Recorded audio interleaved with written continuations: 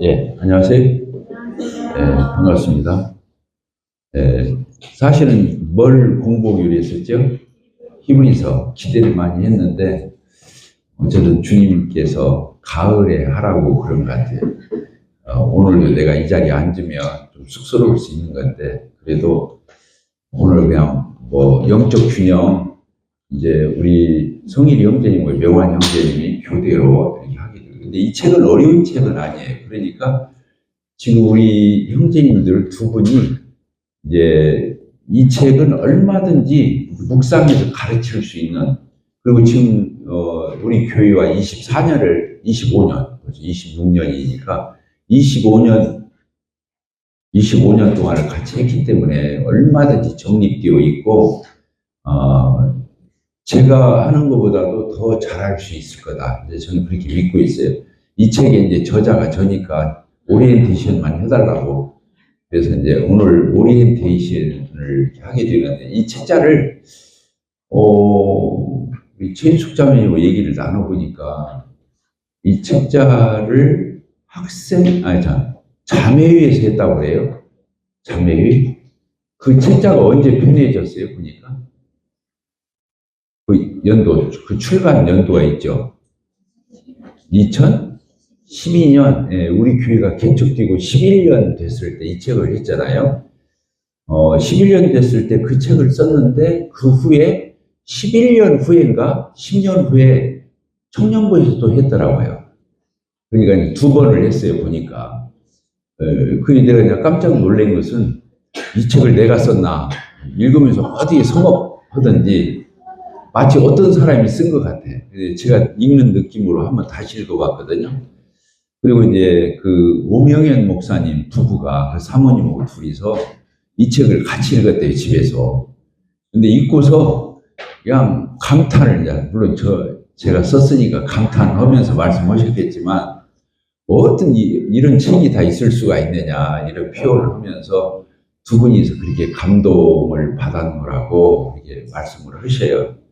이제 제가 이제 또 읽어보니까 지금 쓰라면 그런 내용이 나한테서 나올까? 그러니까 그때 당시 성령께서 이렇게 감동해서 쓰도록 하셨구나. 성경은 말할 것도 없이 100% 완벽하게 연구하면서 쓴 거지만, 저에게도 주일날 말씀 전을 주게 되고 다 하나님께로부터 받아서 말하는 거기 때문에, 이 책자를 내가 평상시 일찍 정립을 했었구나.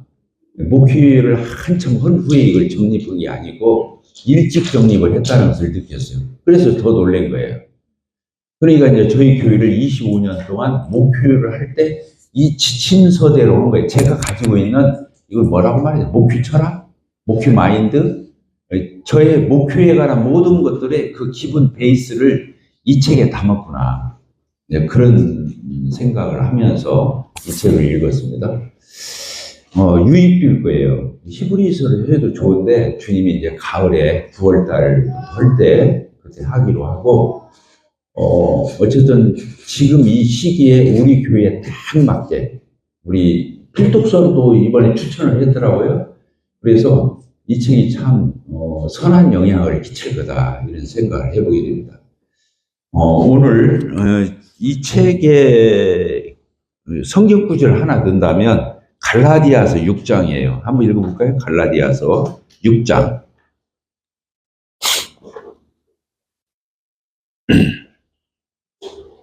7절입니다. 6장 7절. 6절부터 읽으면 좋아요. 6절이 그 동글뱅이하고 6절 이 단락을 짓고 5절로 단락 짓고 6절로 들어가잖아요. 6절이 뭐예요? 가르침을 받는 자는 말씀을 가르치는 자와 모든 좋은 것을 함께 하라. 왜 그러냐면, 이제 지금이니까 교회에서 이렇게 생활비나 이런 걸 사례를 하지, 이 시대만 해도 서로가 다 먹고 살기 어려운 시대였단 말이죠. 그러니까 교회에서 말씀 사역을 하는 사람들이 빚져낼 수가 있어요. 그러니까 이제 지금 이런 말을 쓴 거죠. 지금 이 책은 2000년 전에 쓰여진 거니까. 그래서 6절을 보면요, 말씀을 이렇게 가르침을 받는 사람은 말씀을 가르치는 사람하고 뭐라고 그랬어요? 모든 좋은 것을 함께 하라. 이게 나에게 좋은 것이 있으면 서로 그 사람을 생각해 주라. 이 말이에요. 이게 말씀을 가르치는 사람의 그 어떤 복지를 생각하는 면이 있어요. 이 내용이. 그러면서 뭐라고 말했냐면, 예, 우리가 잘 아는 대로 7절입니다. 스스로 속이지 말라. 하나님은 업신여김을 받지 아니하시나니. 이렇게 되어 있죠. 스스로 속이지 말라. 이게 주제예요. 이 책자에. 뭐라고요? 스스로 다른 사람을 속이는 게 아니라 먼저는 내가 나를 속이는 거예요. 이게 굉장히 신앙에 있어서는 중요한 교훈이거든요. 내가 나를 속이는 거예요. 그래서 내가 나에 대해서 정확한 그리고 객관적인 판단을 못 내려요. 내가 나한테 속으니까. 나는 엄청 좋은 사람이야. 근데 놈들이 보면 안 좋아. 안 착해. 그럴 수 있겠어요? 없겠어요? 나는 막 사람들한테 엄청 너그러워. 근데 다른 사람이 보면 쫌생이야. 그건 내가 나를 속인 거잖아요. 알겠죠? 지금 이 말을 하는 거예요. 스스로 자기 자신을 속이지 말라. 하나님은 속일 수 있는 분이 아니다. 이 뜻이에요. 하나님 앞에서는 내가 되었던 남이 되었던 하나님은 속는 분이 아니죠. 전지전능하신데 그분을 속이려고 하는 것 자체가 안 되는 거죠. 그러니까 여기서 스스로 속이자. 하나님은 업신여김을 받지 아니하. 속는 분이 아니시니 이 말이에요. 하나님은 속지 아니하시니. 같이 읽읍시다. 시작. 사람이 무엇으로 심든지 그대로 거두리라. 사람이 무엇으로 심든지 심은 대로 거둔다 그 말이에요. 이 말이 그 뜻이잖아요. 심은 대로 거둔다. 따라서 봅시다. 심은 대로 거둔다.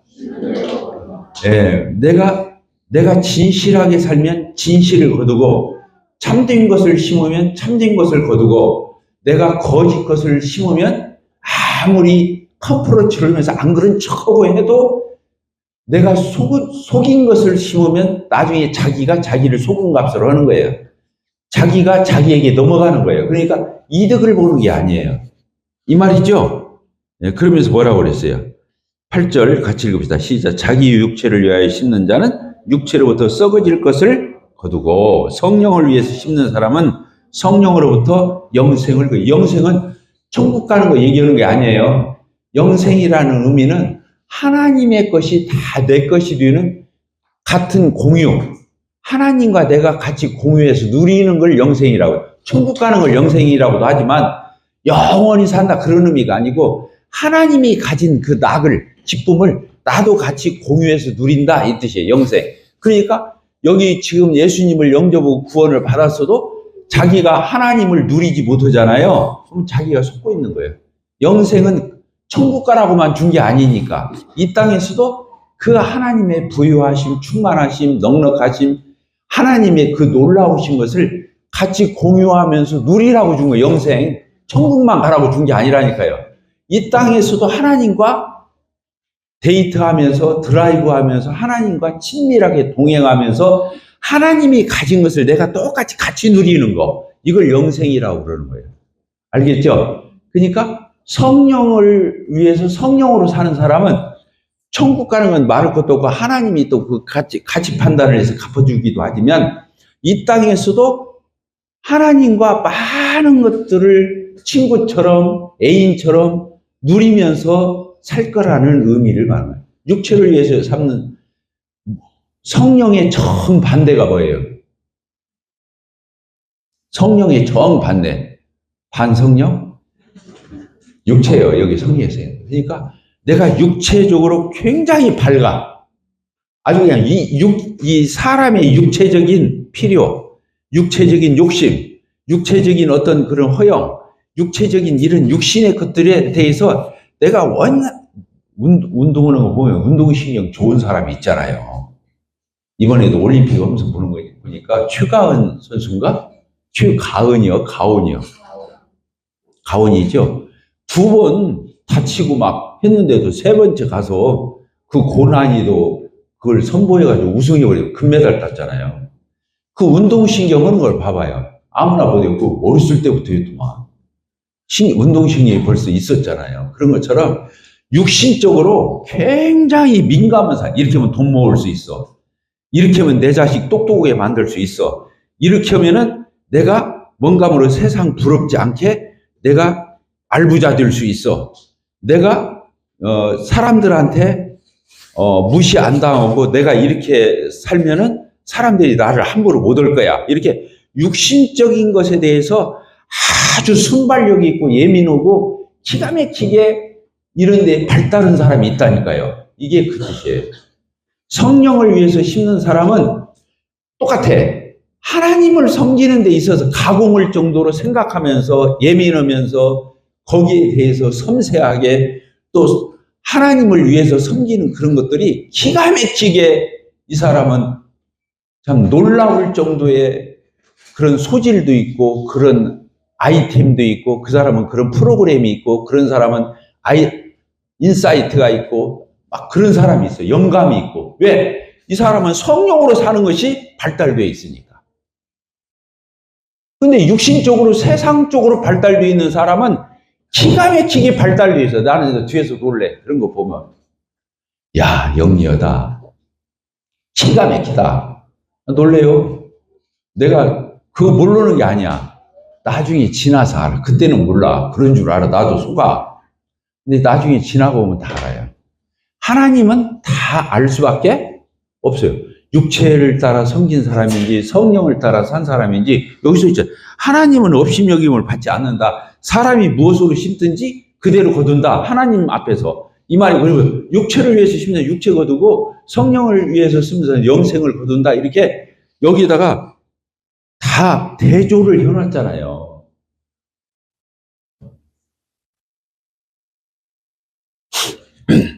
맞아요, 안 맞아요? 자, 여러분들은 어떤 사람 되고 싶어요? 물어보나 마나. 따라서 성령을 따라 행하라. 그 말이 몇 절에 있어요? 5장 16절에 있잖아요. 여기는 지금 6장 읽었죠? 그래서 바울 사도는 이 성령이라는 단어가 제일 많이 나오는 성경이 갈라디아서예요. 근데 갈라디아서 5장 16절이 뭐라고 돼? 내가 이르니 너희는 뭘 따라 행하라? 성령을 따라 행하라. 그리하면 뭐라고 그랬어요? 육체의, 이게 성령과 육체가 반대라는 것을 여기서도 알 수 있잖아요. 육체의 욕심을 이루지 아니하리라. 이렇게 되어 있는 거예요.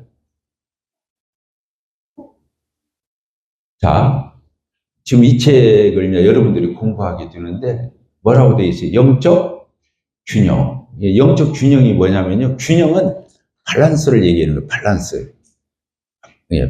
영어로 밸런스라고 그러나? 알겠죠? 균형을 얘기하는 거예요. 옛날에는 이 저울이 어떤 걸로 되어 있냐면 손으로 매다는 저울이 있었어. 그랬어요? 안 그랬어? 시장에 가면 뭘 매달아 줄 적에 손에다가 저울을 이렇게 매달아 가지고 추로 해가지고 이게 몇 킬로, 몇 근 이렇게 쟀잖아요. 똑같아요. 이게 일치될 때까지, 이 수평이 될 때까지 이게 그 눈금에 따라서 움직이거든요, 추를. 그래서 탁 뒤면 그게 몇 근이 딱 되는 거예요. 똑같아요. 여기서 균형이라는 것은 이렇게 균형을 이루는 거예요. 그 대표적인 말씀이 뭐냐면 여러분들이 성경을 이해할 때 어떤 구조를 생각하냐면 사람이 떡으로만 살 것이 아니요. 하나님의 입으로 나오는 모든 말씀으로 살 것이니라. 이 말씀이 어디에 있어요? 예수님이 시험 받을 때 쓴 거잖아요. 마태복음 4장 4절에 있어요. 외우기 좋죠.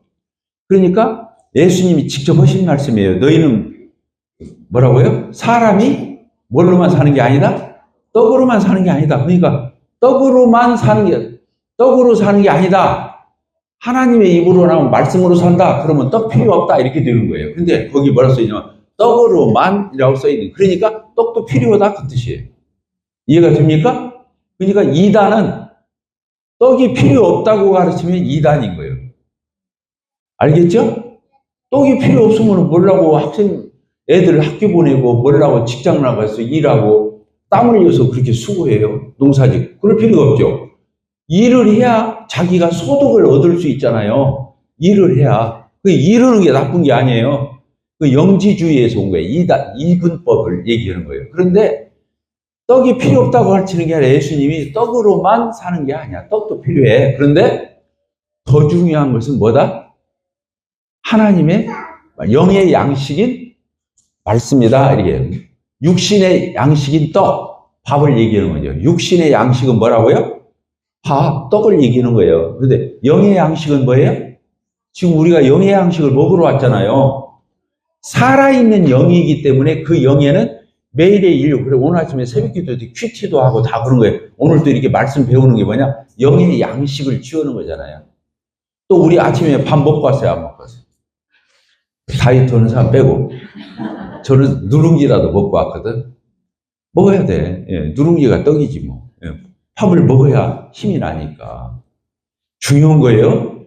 그래서 이 균형을 잃으면 이단이 되는 거예요. 알겠죠? 그 한 글자 차이인데 떡으로 사는 게 아니야. 떡으로만 사는 게 아니야. 이 만자 하나가 들어가고 안 들어가요. 그래서 그 차이가 이단이냐 아니냐를 얘기하는 거라니까요. 그런데 떡하고 말씀하고 똑같이 나와. 그 말을 읽고 난 뒤에 양심이 조금 정확하지 않은 사람들은 아 맞아 똑같아 이렇게 생각한다는 거예요. 근데 그게 아니에요. 뭐가 더 우선순위가 있어요. 그래도 똑같이 중요한데 우선순위가 있다고. 너희가 무엇을 먹을까 무엇을 마실까 염려하지 말라. 이는 이방인들이 구하는 거다. 그러면서 너희는 먼저 뭐라고 써 있어요? 그의 나라 하나님의 나라와 그의 의를 구하라. 그리하면 먹고 입고 쓰는 거 필요 없어. 이게 아니에요. 먹고 입고 쓰는 건 내가 공급해 줄게. 이렇게 써 있는 거예요. 그러니까 먹고 입고 쓰는 것하고 하나님의 말씀하고 같은 게 아니에요. 같게 보이는 균형은 있어. 그런데 거기에서 뭐가 있는 거예요? 따라서 우선순위. 그러니까 거기다 그렇게 썼어야 돼. 제목을 영적 균형이라고 쓸 게 아니라 영적 균형과 우선순위. 알겠죠? 그래야 정확한 제목이 됐을 수 있어. 이 사람들이 균형만 보고 야 나는 균형 같은 그리스도인이야 이렇게 생각할 수가 있어요. 자기를 속이는 거예요. 나는 똑같이 중요하다고 이제 알았어. 그러면 똑같이 중요하면 우선순위를 선택할 수가 있겠어요? 없겠어요? 없지요. 그래서 속는 거예요. 맞춘 것 같은데 또 속는 거야. 하나님 나라는 비밀이라. 이게 비밀인 거예요. 그래서 여러분들이 세상 것 나쁜 게 아니에요. 여행도 가고 투어도 가고 가족여행도 가고 부부간에 데이트하면서 드라이브도 하면서 저 맛집도 들려서 먹고 좋은 카페에 있으면 경치도 감상하면서 거기 가서 데이트도 하고 부부간에 자녀들 데리고 그런데 다녀야 하는 거예요. 사람은 지정의가 있고 다 필요가 채워져야 하는 건데 그거 안 먹고 배부른 척 하면 되겠어요? 안 되지. 그러니까 그런데 다녀야 되는 거예요. 그런데 그날 교회하고 주일날하고 겹치네. 그럼 어떻게 해야 돼요? 왜 말 안 해요? 주일날하고 겹치면 그걸 피해가는 거야. 왜?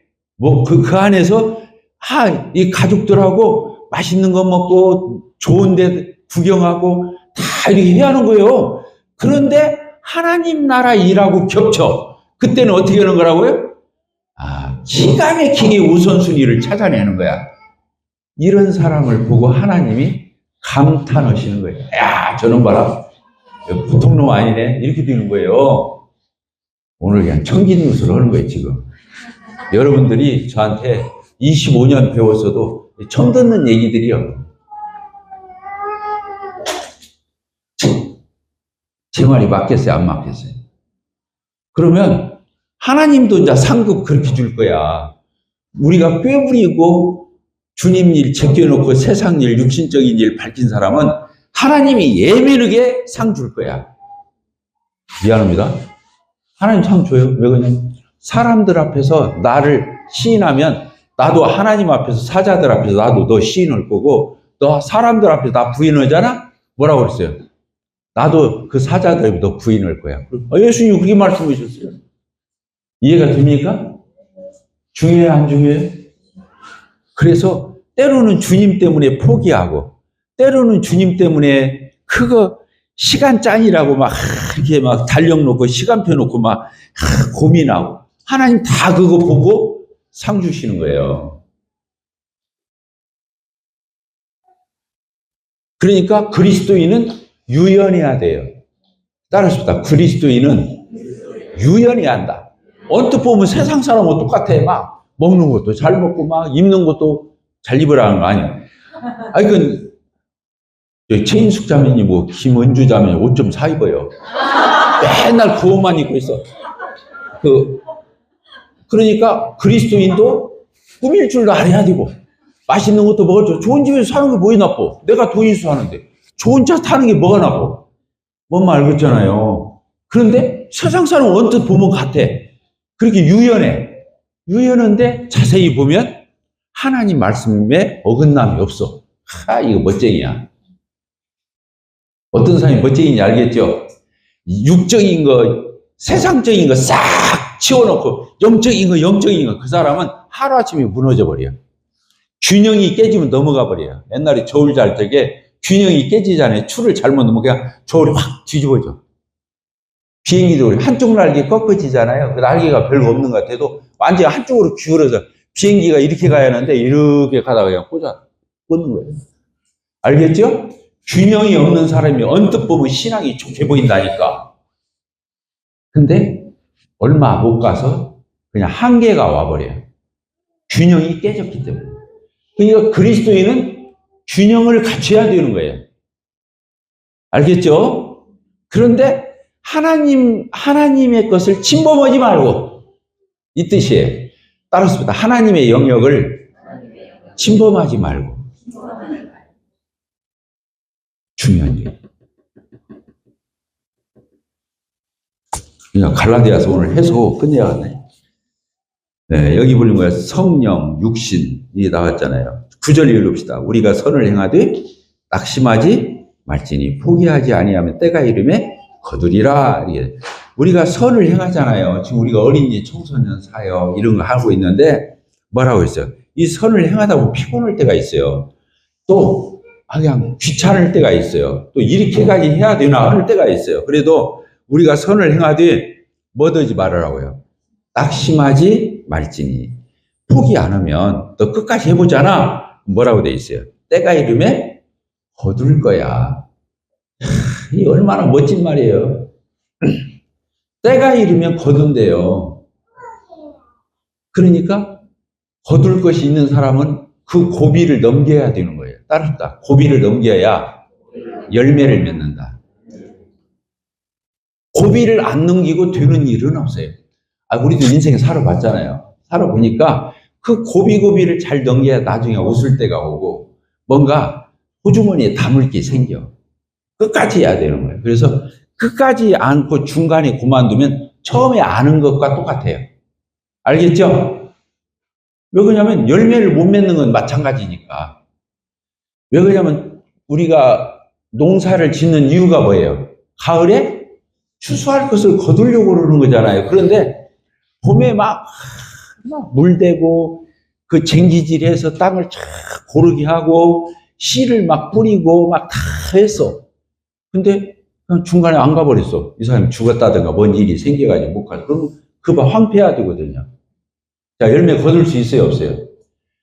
여름도 넘기면서 막 물댔다 뺐다 막 또 잡초 뽑았다가 막 피살이 했다가 하면서 막 여름을 또 넘겨서 이제 가을 얼마 안 있으면 한두 달 있으면 가을 되는데 중간에 또 뭔 일이 있어서 그만뒀어. 자, 거둘 수 있어요, 없어요? 혹시? 못 거둬요. 하나도 못 거둬요. 그러니까 옛날에 그래서 하다가 아니하면 처음부터 가다가 안 가면 처음부터 안 가. 그 말이 있죠? 있어요, 없어요? 뭐라고 돼 있죠? 아니간만? 왜 그러냐면 처음에 씨는 안 뿌렸을 거 아니야. 처음부터 안 했으면 씨는 보관했을 거 아니냐고요. 거기다 비료 안 뿌렸을 거 아니냐 그거예요. 그러니까 시작 안 하면 못 온 거예요. 사실은 하다가 중간에 그만. 그러니까 헐 바에는 끝까지 하는 거예요. 맞아요, 안 맞아요? 우리 교회가 여기까지 와서 지금 어린이 학생들 우리가 보니까 벌써 여기 협송이 형제도 그 중에 하나고 또 누구요? 조정호 형제도 그렇고 저 익현이 형제도 그렇고 다들 안 믿는 집안에서 나와가지고 결혼까지 한 형제들 아니에요. 자매들 있죠? 이면지 자매 애기 이름이 뭐예요? 다음이? 어? 아름이. 10번은 이제 들어야 돼. 아름이. 나는 아름이를 보면 저건 기적의, 사라가 아기 낳은 것도 똑같아. 왜 그러냐면, 놀라운 상징성을 갖는 거예요. 우리 교회가 그런 걸 감당을 했기 때문에 열매를 거둔 거예요. 근데 중간에 그만두면, 이면지 자매 아내가 있는가 보다. 막 나를 부릅떠 보니, 이면지 자매, 형제 자매들이 픽업을 했다면 몇 번을 했는지 셀 수가 없을 거야. 그러지? 그것은 그냥 예를 들어서 한 얘기야. 픽업 하나만 얘기해. 밥 사준 것만 해도, 남의 집 가서 잔것만 해도 말고 돼. 그래서 여기까지 온 거거든요. 그러니까 어린아이 하나라도, 한 영혼이라도 우리가 거둘 수 있고 열매가 있다면 이것은 농담으로 되는 게 아니에요. 끝까지 고비, 수도 없는 고비를 넘겨서 그때가 되니까 딱 거두는 거예요. 이게 여기까지 할 줄 모르면 사람의 노력으로는 거기까지 못 가죠. 근데 어떻게 하면 가요? 성령으로 하면 갈 수 있어요. 주님도 뭘로 섬기한다고요? 육신으로 육신의 열심, 성실성으로 섬기면 안 돼요. 성령으로 해야만 열매를 거둘 수 있는 거예요. 감사하죠. 우리 교회는 그냥 둘러보면 다 그 천지니까 감사해요. 이런 거 감사한지도 모르는 사람도 많아. 교회 와서 어떤 사람이 제일 얄밉냐면 학생 때부터 나와가지고 여기 교회에서 얼마나 밥 많이 해줘요. 밥 다 먹고 놀고 다 즐기고는 때가 되면 딱 떠나는 사람이 있어. 따먹을 것만 따먹고 낚싯밥만 따먹는 물고기처럼 다 따먹고 자기가 섬길 때 되니까 떠나. 그 사람이 자기는 영리하다고 생각할 수 있겠지. 나는 이 교회에서 누릴 거 누리고 얻을 거 얻어. 이제 내가 이 교회에 더 이상 있을 필요 딱 떠나서. 그 사람이 제일 어리석고 멍청한 사람이야. 자기는 기가 막히다고 생각할 수 있지. 자기 교회가 내가 왜 이렇게 영리하지? 이랬을 수 있지만 그 사람이 제일 어리석고 불쌍한 사람이라는 거예요. 여기는 없으니까 그런 얘기 합니다. 진짜 그런 거예요. 그래서 우리가 여기서 선을 행하되 낙심하지 말아라 이 말. 참 중요한 말씀이에요. 우리가 구원을 뭐라고 받았어요? 오늘 할 말이 너무 많네. 앞으로 한 6개월 못 이해하니까 할 말이 참 많네. 자, 그런 거예요. 하나님이 우리를 구원하신 목적 말해보세요. 일한 사람이 고개 숙이니까 시켜야 돼.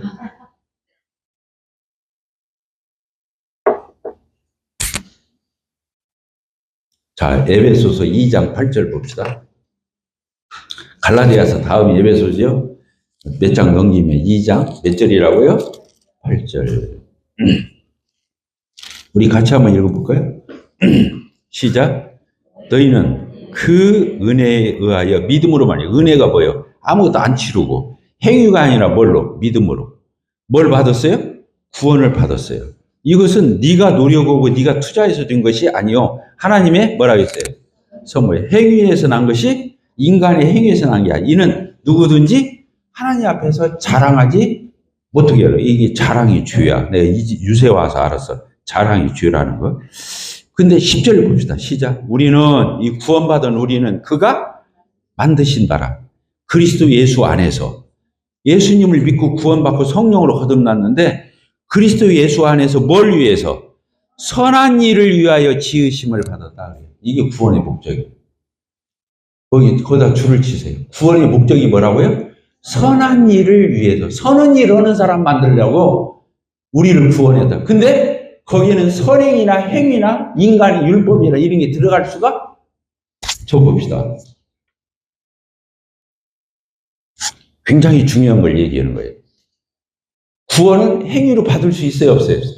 내가 노력해서, 내가 뭐 갖춰서, 내가 양심적이고, 내가 모범적이고, 내가 도덕이 윤리적이고, 내가 훌륭한 사람이라서 구원받아요? 먼지만큼도 귀여울 수 없어요. 예, 먼지만큼도 지가 한 게 있으면 자랑할 거니까. 하나님이 그 꼴 보기가 제일 싫은 거야. 구원은 전적으로 은혜고 선물이에요. 근데 그렇게 해서 얻은 구원을 받은 사람이라면 뭐가 나오게 돼 있어요? 선한 행위가 나오게 돼 있다. 야, 기독교의 역설이.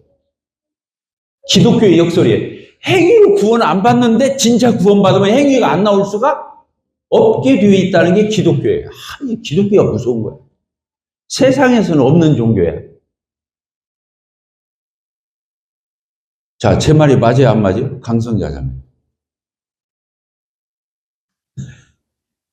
옆에 송복희자매. 왜 이렇게 이쁘게 오고 있어? 자, 구원을 뭘 못 받는다고요? 행위로 못 받아요. 근데 구원을 받으면 뭐가 나온다고요? 행위가 나와요. 야, 이 기독교에 이걸 아이로니카라고 해요. 맞는 것 같은데 틀린 것 같은데 맞고 막 맞는 것 같은데 틀리고 막 그런 거예요. 아이로니카는 거예요. 그러니까 구원은 은혜로 선물로 받지만 행함이 없는 믿음은 믿음 구원 받았대 믿고 근데 행함이 없어. 그러면 죽은 믿음이다 써 있는 거예요. 따라서 죽은 믿음. 그건 구원받는 믿음이 아니다 그 뜻이에요. 그러니까 행위가 안 나오는 믿음 그건 아직 구원 못 받은 거예요. 왜? 구원을 하신 목적이 에베소서 2장 8절에 9절에 이렇게 써 있다니까요. 속일 수가 있어요 없어요? 없어요. 오늘 이 책자의 주제가 이거예요. 다른 거 아니에요. 이걸 얘기하는 거예요. 구원은 은혜로 받아요? 은혜로 받는데 진짜 구원을 받으면 선행이 나오게 돼 있다는 거예요. 그러니까 그 교회가 그래서 구원파가 이단인 거예요. 구원을 받았다고 내가 쌍놈처럼 살아. 막 인격도 안 돼 있고 지멋대로 살아. 저 좋은 대로 살아. 왜? 행위로 구원 안 받는데 죄 지어도 미리 지까지 다 구원 죄사함 받고 사는데 우리가 죄 좀 지으면 어때? 이렇게 생각하는데 그 이단 아니고 뭐예요? 그래서 우리 교회에 구원파 사람들 세 번이나 올라오는 걸 보이콧한 거 안 받아준 거예요. 그렇게 올라오고 막 사정하고 막 장로들 만나서 사정하고 안 받아준 거예요. 왜 안 받아주냐? 이단이기 때문에 안 받아준 거예요. 이해가 되십니까?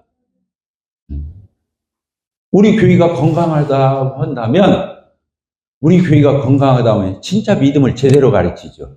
복음 정확하게 선포하잖아요. 그런데 그 복음이 행위를 낳기 때문인 거예요. 행위를 낳으니까 내가 선한 행위가 내 마음속에서 우러나서 막 나오는 게 아니면 나는 아직도 뭔가 구원이 아닌가? 이게 여러분들이 스스로 의심해도 맞는 거예요. 여러분 스스로 속으면 지옥 가니까. 안 받았으면서도 구원 받은 걸로 착각하면 안 되니까. 그러니까 진짜 구원을 받은 사람은 뭐가 있다고요? 선한 행실이 있을 수밖에 없다는 거예요. 김진희 자매님, 제가 지금까지 설명한 거 다 이해됩니까? 아직 좀 안 풀리는 데가 있습니까? 아니면 다 맞습니까? 고맙습니다. 맞다고 해주니까. 진짜 그런 거예요. 이게 그 교회의 건강과 건전함을 나타내는 척도예요. 복음도 정확해야 되고 성화도 정확해야 되는 거예요. 행위가 안 나오는 구원이 어떻게 그게 구원이겠냐 그거야. 그리고 구원을 안 받은 사람의 특징이 있어요. 뭐냐? 자, 다시 갈라디아서 아까 찾았던 대로 가봅시다.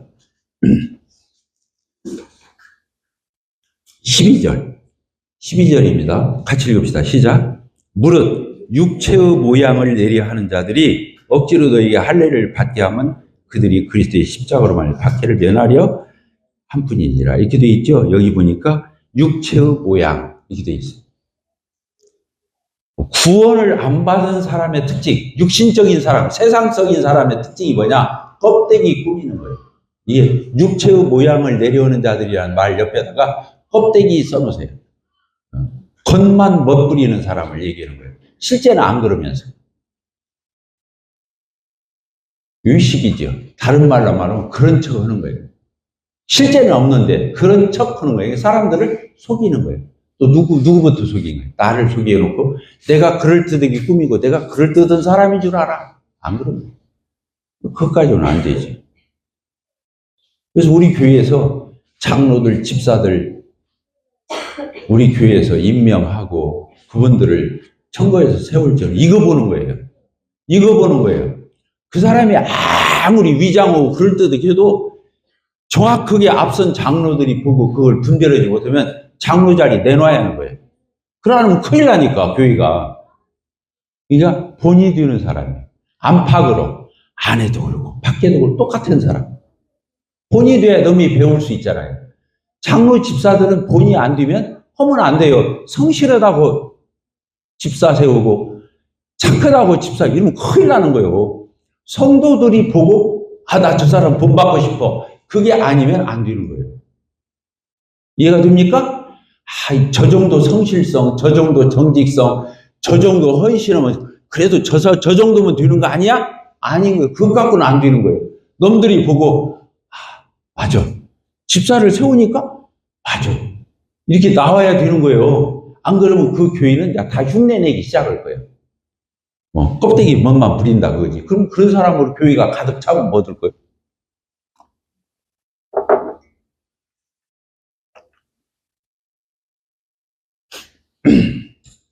그렇습니다. 그래서 뭐 장로나 집사가 이게 계급도 아니고 그러잖아요. 말도 아니고 섬김이요. 따릅니다. 섬김이.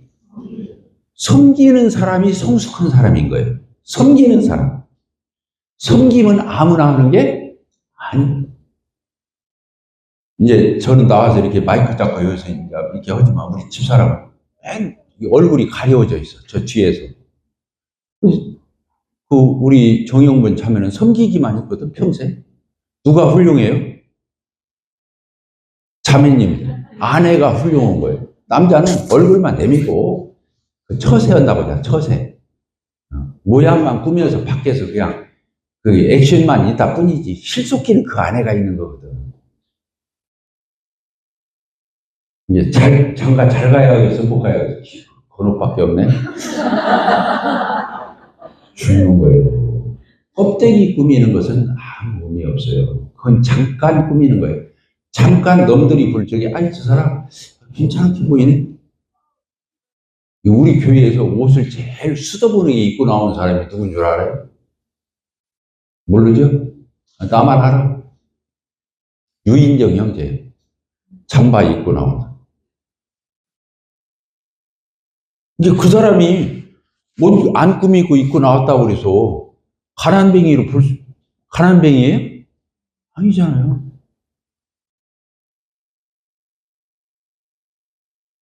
자, 이제 마무리합시다. 벌써 시간이 다 됐네. 네, 이제 제가 이렇게 목표를 여기까지 해올 수 있게 전적으로 주님의 은혜죠. 주님의 은혜예요. 정말 감사하죠. 이제 우리 교회가 참 잘하고 있는 거, 여기까지 25년 동안 하나님 우리 교회를 여기까지 인도한 게 너무 감사하죠. 근데 내가 이제 하나님 앞에 크게 잘못된 걸 깨달았어요. 근간에 와서. 몇 달 안 돼요. 내가 자꾸 자랑을 하고 싶더라고, 우리 교회를. 이게 병이라. 자랑스러운 건 상관이 없는데, 자랑을 하더라고. 근데 내가 의도가 그냥 우리 교회 자랑만 하려고 했던 건 아니야. 이렇게 함으로써 도전도 주고, 이런 교회도 있다. 주님을 이렇게도 섬기는 거다. 이렇게 어떤 면은 도전도 하고, 그런 선한 영향을 기대한 면도 있어요. 단지 자랑만 하려고 했던 건 아니에요. 근데 어떤 사람들 눈에는 얼마나 안 입고 아팠어. 또 기분도 별로 안 좋고. 그러겠어요, 안 그러겠어요? 이게 내가 죄를 졌더라고. 그래서 하나님이 나한테 뇌병색을 줘가지고, 야 이놈아, 네가 한 거 아니야. 첫째는 네가 한 거 아니야. 누가 하셨어요? 내가 한 거야. 하나님 이거 알려주시고, 그리고 또 자랑하지 말아라. 이제부터 내가 건강이 아주 좋아질 거예요. 왜? 깨달았으니까. 어떻게 한 걸 깨달았어요? 아, 내가 자랑해서 쥐졌구나. 그리고 굉장히 불편하게 했겠구나. 그러면 내가 이제 자랑 않고, 진짜 나 자랑 안 하려고 그래요. 그냥 속에서 막 DNA가 막 오르락 내리락 해도 입 악물고 자랑 안 해야지. 그러면 이제 주님이 어떻게 오시겠어요? 유선자님, 주님이 어떻게 오시겠어요?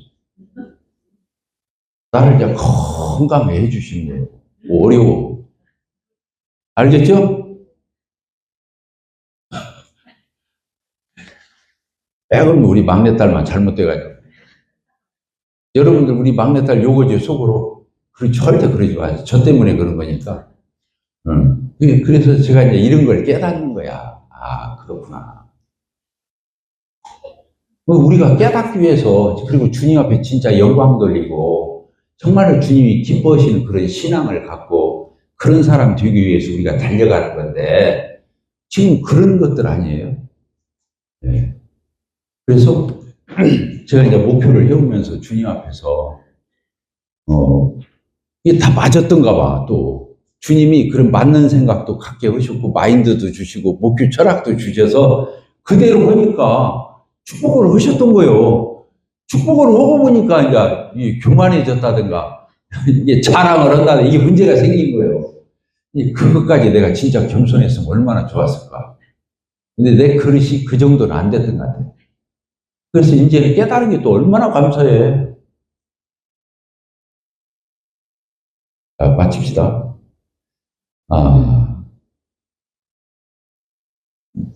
제가 이제 가진 신앙의 어떤 목표, 이 책자에 없어도 목표 마인드를 얘기해 주는 거예요. 첫째는 하나님은 참으로 착하시다. 하나님은 참으로 좋으시다.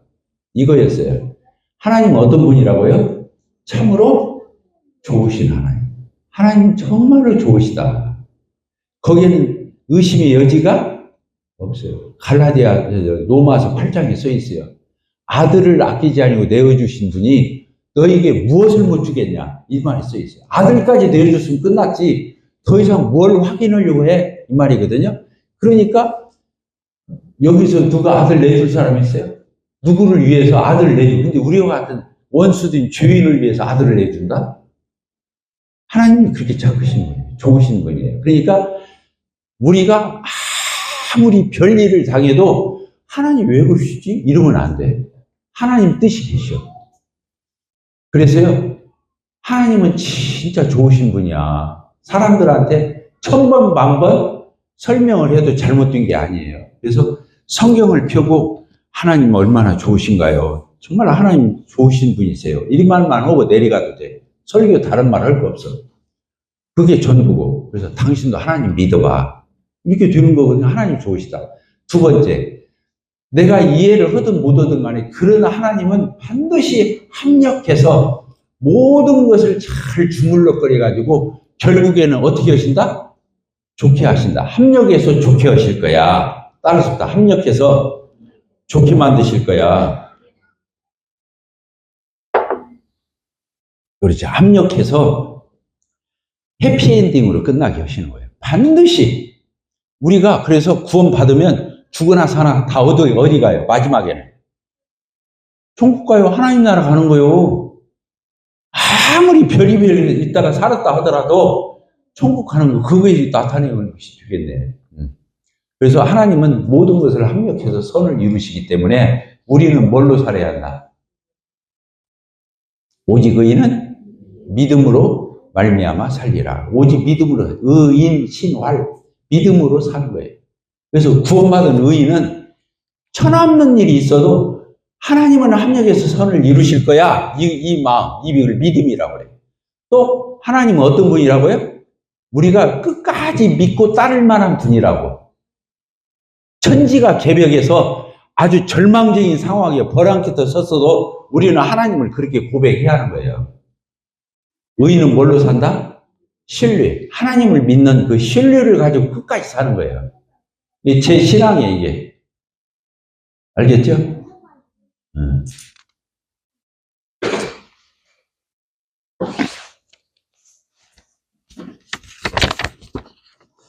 메모를 해왔는데 빠진 것이 있나 한번 보고 없으면 네.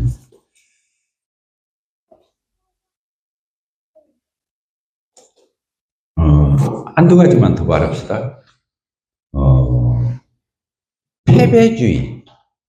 패배주의를 경계해야 돼요. 신앙이나 개인이나 교인은 패배주의를 경계해야 돼요. 이게 무슨 얘기냐? 부정적인 것을 가지고 있으면 안 돼요. 어둠이거든요. 부정적인 것은 어둠이에요. 어둠의 세력이 뭐예요?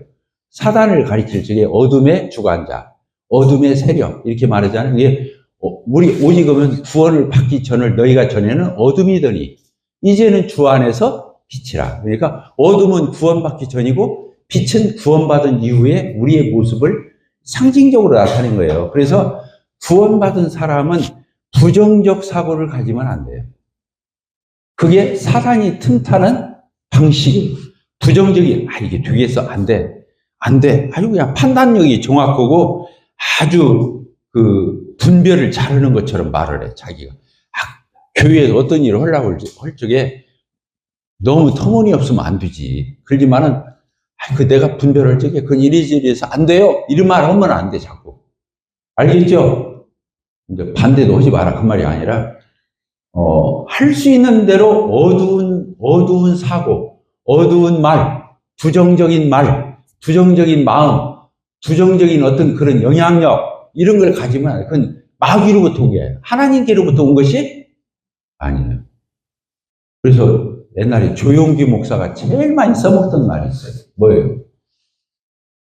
모르지, 여러분들은? 조용기 목사 알죠? 여의도 순부교육 개척했던 양반. 그 양반이 했던 말이 뭐예요? 두 가지요. 삼박자 축고, 내 영혼이 구원받고, 그 다음에 범사, 형통하고, 세 번째, 영육간에 강건하고. 이 삼박자라고 하잖아요, 그 사람은. 요한일서에 있는 말씀. 근데 그분이 또 하나가 있어요. 할 수 있거든이 무슨 말이냐. 믿는 자에게는 능치 못함이 없냐. 어떻게 말을 했네. 지금도 여기잖아.